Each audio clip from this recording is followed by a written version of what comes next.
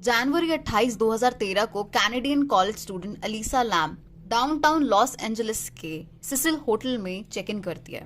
वहां पे उसने 3 रात रुकना होता है। वो पहले तो शेयर्ड रूम लेती है, लेकिन कुछ देर बाद ही वो खुद को एक सिंगल रूम में शिफ्ट करवा लेती है, जिसके बाद वो एक बुक स्टोर में जाती है। बुक स्टोर से वापस आने के बाद वो अचानक से गायब हो जाती है। लैम के बिलोंगिंग्स यानी कि उसकी चीजें, उसका सामान होटल में ही होता है, इंक्लूडिंग उसका लैपटॉप और उसके कपड़े भी। उसके रूम में फोर्स्ड एंट्री के कोई भी साइन नहीं होते, यानी कि उसके रूम में कोई भी इंसान फोर्सफुली नहीं घुसा होता। कोई भी साइंस इंडिकेट नहीं कर रहे होते ये चीज, और ना ही कोई ड्रग रिलेटेड सामान उसके कमरे से मिलता है।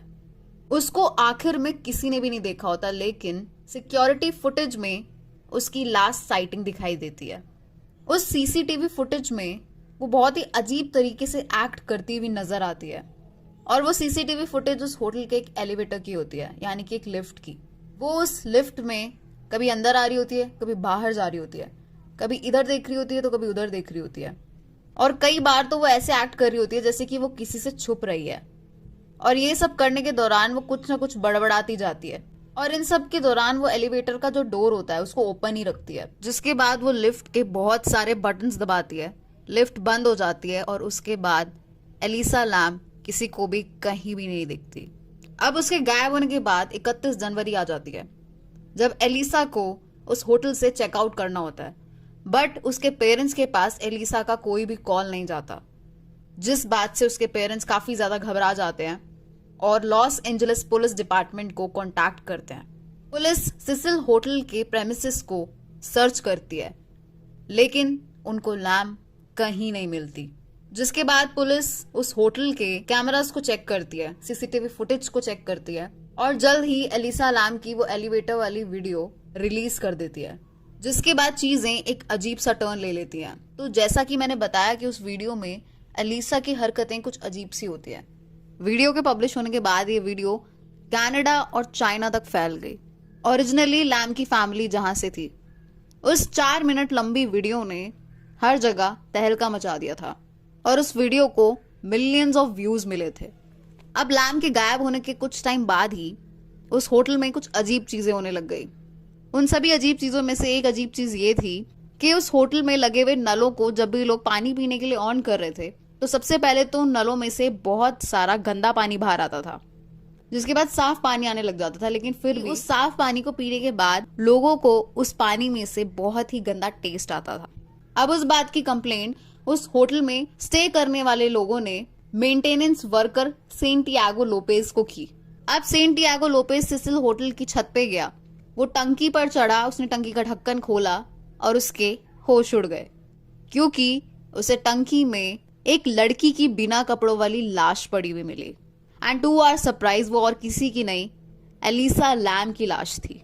इस भयंकर डिस्कवरी के बाद पुलिस को बुलाया गया। जब पुलिस को बुलाया गया और पुलिस सिसिल होटल पहुंची, वहां पे लैम की बॉडी को उस टंकी में से निकालने के लिए पुलिस को फायर डिपार्टमेंट में कॉल करना पड़ा। अब फायर फाइटर्स आए और फायर फाइटर्स को लिटरली उस टंकी को लेफ्ट साइड से कट करना पड़ा ताकि लैम की बॉडी को निकाला जा सके। लैम की बॉडी पे एक भी कपड़ा नहीं था, और उसके कपड़े उसी के साथ तैर रहे थे, और वो सेम कपड़े थे जो उसने सर्विलेंस वीडियो में पहने थे। अब पुलिस काफी ज्यादा कंफ्यूज थी कि एक्चुअल में लैम के साथ हुआ क्या और कौन इन्वॉल्व था इस चीज में।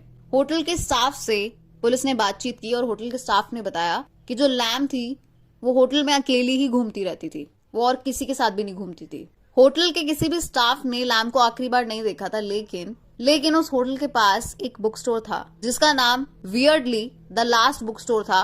वहां की ओनर ने लैम को आखिरी बार जिंदा देखा था, और ओनर ने बताया कि लैम वहां पे किताबें खरीदने आई थी और म्यूजिक सीडीज खरीदने आई थी अपनी फैमिली के लिए। और इस चीज से ये चीज साबित हो जाती है कि लैम का प्लान अपने घर वापस लौटने का था, यानी कि ये सुसाइड नहीं हो सकता। तो क्या ये मर्डर था? अब उसकी बॉडी को ऑटोप्सी के लिए भेजा गया, और जो रिपोर्ट निकल के आई उसने और ज्यादा कंफ्यूजन क्रिएट कर दी। ये चीज कंफर्म हो गई थी कि लैम ने मरने से पहले बहुत सारे मेडिकल ड्रग्स लिए थे, और वो मेडिकल दवाइयां बेसिकली उसके डिसऑर्डर के लिए थी। उसको बाइपोलर डिसऑर्डर था जिसकी दवाइयां वो लेती थी, और उसने काफी सारी दवाइयां खा ली थी, लेकिन उसकी रिपोर्ट में अल्कोहल या फिर किसी इलीगल सब्सटेंस की कंजम्पशन नहीं लिखी थी, यानी कि उसने कोई भी इलीगल सब्सटेंस नहीं लिया था, ना ही उसने दारू पी थी। अब इस डिस्कवरी के बाद काफी सारे लोग अपनी अपनी थ्योरी बनाने लगे। जैसे कि एक इंसान ने रेडिट पे ये चीज लिखी थी कि हो सकता है लैम अपनी दवाइयां ठीक से नहीं ले रही थी, यानी कि हो सकता है कि अपने बाइपोलर डिसऑर्डर को थोड़ा कम करने के लिए वो एंटी डिप्रेसेंट्स ले रही थी, जिसको बाइपोलर डिसऑर्डर में लेने का एक रिस्क होता है, और वो रिस्क ये होता है कि उससे मेनिक साइड इफेक्ट्स हो सकते हैं अगर उन एंटी डिप्रेसेंट्स को कॉशियस तरीके से ना लिया जाए तो। होटल के मैनेजर एमी प्राइस ने ये स्टेटमेंट दी कि जब लैम होटल में रुकी थी तब पहले तो उसे हॉस्टल स्टाइल रूम दिया था, जिसमें वो रूम को बाकी लोगों के साथ शेयर कर रही थी, लेकिन बाकी लोगों ने यानी कि बाकी रूममेट्स ने ये कंप्लेंट करना चालू कर दिया कि लैम का बिहेवियर बहुत ज्यादा ऑड है, जिसके बाद उसे एक प्राइवेट रूम में शिफ्ट करना पड़ा। लेकिन even if Elisa mental health issues से गुजर रही थी, तब भी वो इस तरीके से मरी कैसे, और वो भी होटल के वाटर टैंक में बिना कपड़ों के, ये एक बहुत बड़ी मिस्ट्री है जिसे कोई भी नहीं समझ पा रहा था।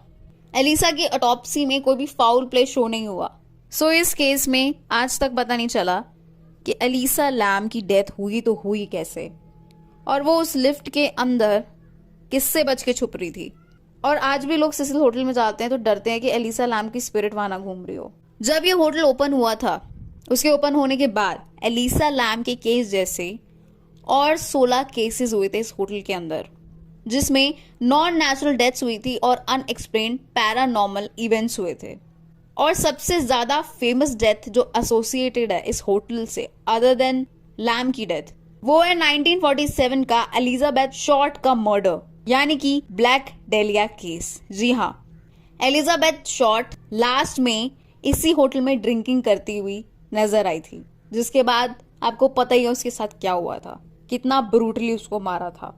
सो आपको क्या लगता है लैम की डेथ ऐसे आखिर हुई तो हुई कैसे? आप मुझे अपनी व्यूज जरूर कमेंट करके बताना।